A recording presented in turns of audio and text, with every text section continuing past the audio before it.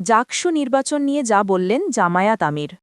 জাহাঙ্গীরনগর বিশ্ববিদ্যালয়ের কেন্দ্রীয় ছাত্র সংসদ বা জাকসু ও হল সংসদ নির্বাচনের সব অংশীজনকে, বিশেষ করে বিভিন্ন পদে নির্বাচিত প্রতিনিধিদের উষ্ণ অভিনন্দন জানিয়েছেন বাংলাদেশ জামায়াত ইসলামীর আমির ড শফিকুর রহমান।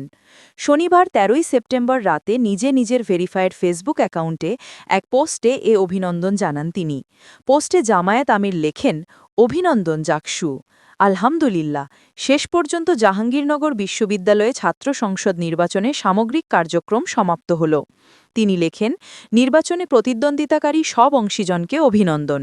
বিশেষভাবে যারা সর্বোচ্চ ভোট পেয়ে বিভিন্ন পদে নির্বাচিত হয়েছেন, তাদের সবাইকে জানাই উষ্ণ অভিনন্দন।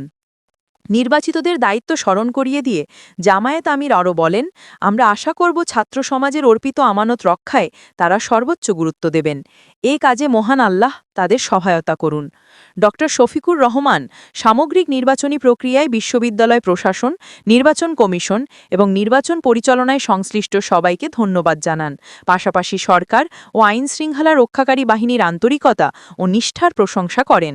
পোস্টে তিনি আরও লেখেন, জাহাঙ্গীরনগর বিশ্ববিদ্যালয়ের ছাত্রছাত্রী, প্রশাসন ও শিক্ষক মণ্ডলী সবাই মিলে বিশ্ববিদ্যালয়কে সমবেত প্রয়াসে কাঙ্ক্ষিত মানে পৌঁছে দেবেন, আমরা তাদের কাছে এই প্রত্যাশাই করি।